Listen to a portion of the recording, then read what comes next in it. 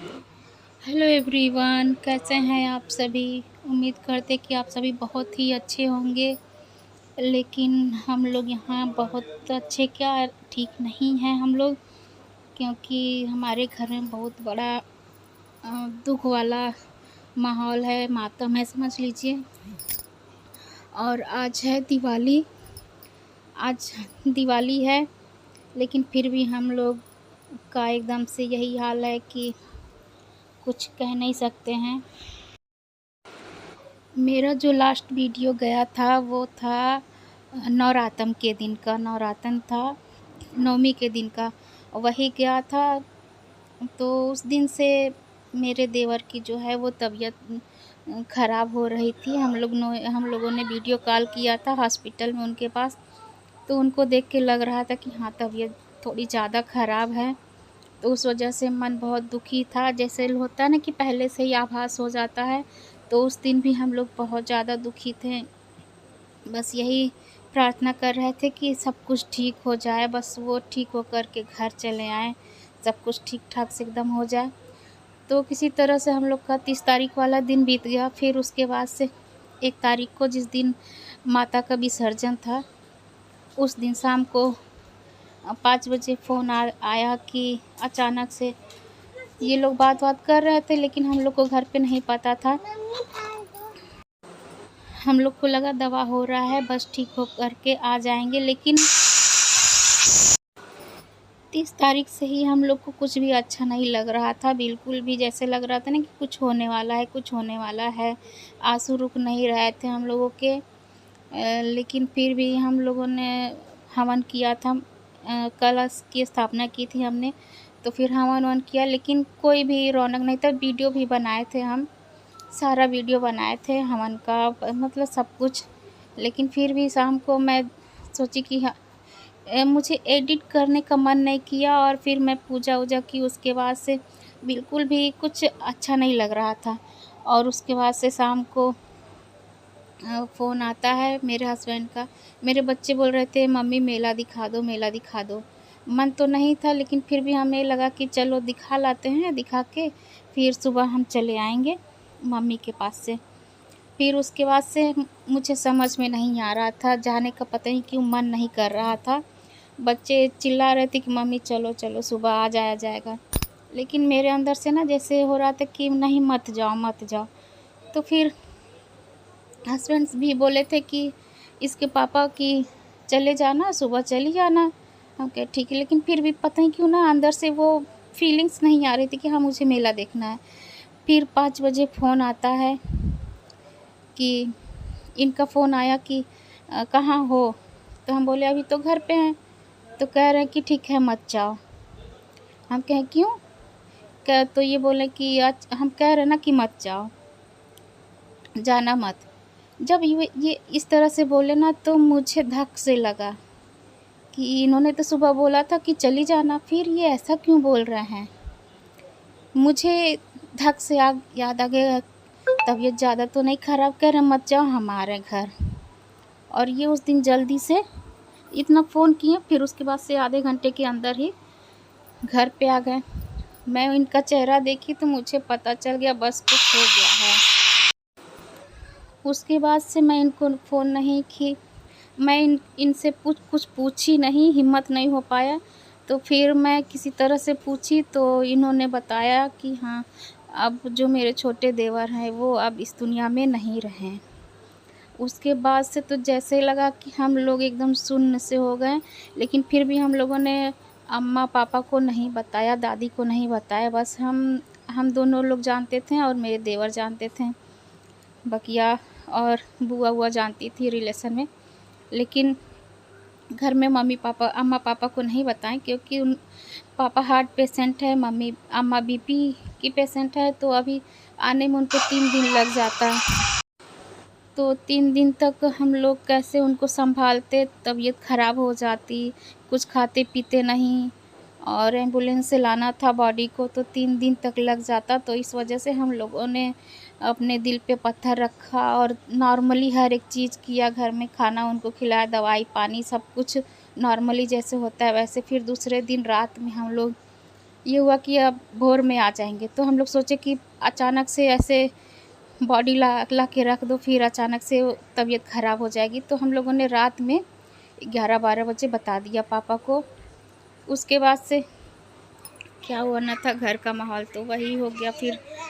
फिर से हमारे घर में एकदम मातम छा गया। हमारे घर का छोटा बेटा जो सबका लाडला था, मतलब सबके ही लाडले थे वो। अभी मैं एडिट कर रही हूँ, लेकिन फिर भी ऐसी बात बोलने में मेरी आवाज़ नहीं निकल पा रही है कि हम लोग कैसे इस सदमे से बाहर निकलें। लेकिन काम है तो काम तो करना पड़ेगा। आज 20-22 दिन हो गया। आज दिवाली है, लेकिन हम लोग को दिवाली के दिन उनकी हर एक बात याद आ रही है। मुझसे वॉइस ओवर भी नहीं हो पा रहा है। जैसे उनका नाम आ रहा है ना, उसके बाद से कंट्रोल नहीं हो पा रहा है। पता नहीं, कोई भूलेगा तो नहीं कोई, लेकिन दुख से बाहर तो निकलना ही पड़ेगा। कुछ भी अच्छा नहीं लग रहा। दिवाली है, लेकिन फिर भी हम लोग के घर में तो अंधेरा ही है। तो किसी तरह से अपने आप को संभाल रहे हैं हम लोग, अम्मा पापा का चेहरा देख करके कि वो लोग बीमार रहते हैं, हार्ट पेशेंट है पापा, तो उनके साथ नॉर्मली बिहेव करना पड़ रहा है। क्योंकि अगर हम लोग कमज़ोर पड़ गए तो उनको कौन संभालेगा। उनका भाई बेटा गया है, छोटा बेटा। बोलते हैं ना, छोटे बच्चे जान होते हैं, लाडले होते हैं, और वो उनके लाडले थे। हर एक चीज़ वही देखते थे। इतना बड़ा करके किसी का बेटा चला जाए तो फिर उनके दिल पे क्या बीतेगी। जब हम लोग नहीं संभल पा रहे हैं, अपने आप को नहीं संभाल पा रहे, तो वो लोग क्या संभालेंगे अपने आप को। आज दिवाली है और हम लोग बना रहे हैं दाल चावल साग रोटी। चेहरे से ही लग रहा है कि मैं कितना रोई हूँ। यही मन कर रहा खूब चिल्ला चिल्ला करके रो लूँ, लेकिन ऐसा भी नहीं कर सकते। घर में नॉर्मली रहना पड़ रहा है, नहीं तो घर का माहौल और ज़्यादा ख़राब हो जाएगा। फिर सब लोग बीमार होने लगेंगे। ठीक है, कोई बात नहीं।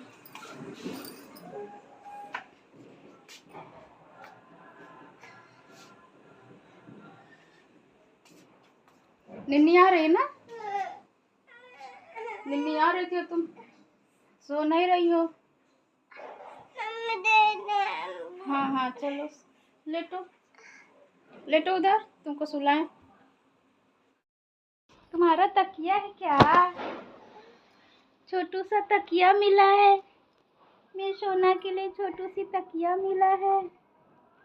ये देखो, एक दीदी का है, एक बहनी का है। सब तुम्हारा है? तो ठीक है, तुम्हारा ही है, सब तुम्हारा ही है।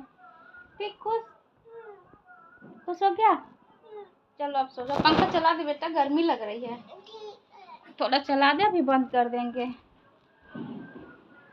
तुम कहाँ मंजोलिका बन के घूम रही हो? हाँ, चुप। चलो सब मोबाइल चार्ज लगा दो। दिन भर तुम लोग मोबाइल देखी हो। चलो बेटा सो जाओ। ए बेटा, रख दो तकिया। इसी पे सोओगी? चलो ठीक है, सो। हाँ, वो दे रहे हैं, कल की रोना है क्या? छपा था वही है। अच्छा,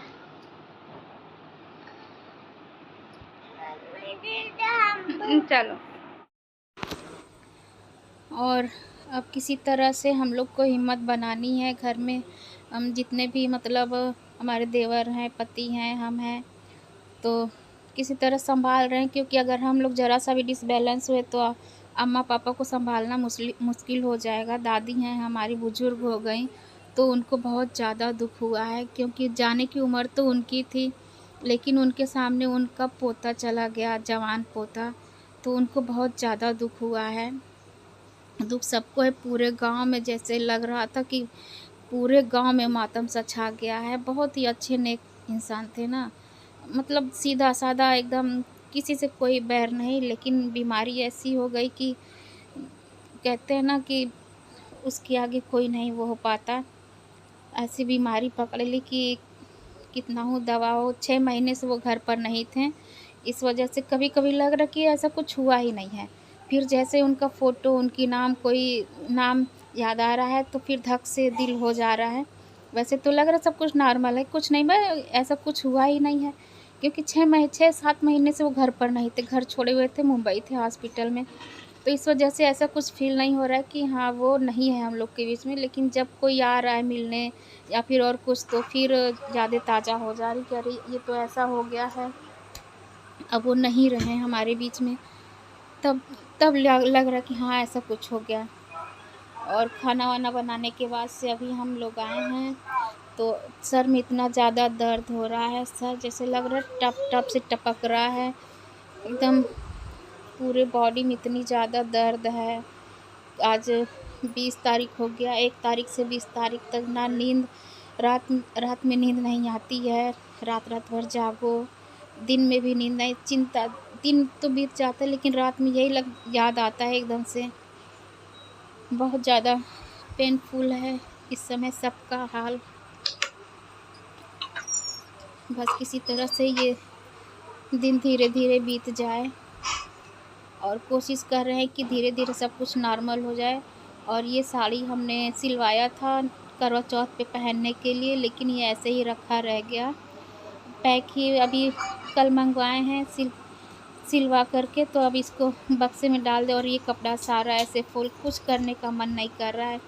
कुछ तो मिलते हैं आप लोगों से अगले ब्लॉग में, तब तक के लिए tata bye bye and take care.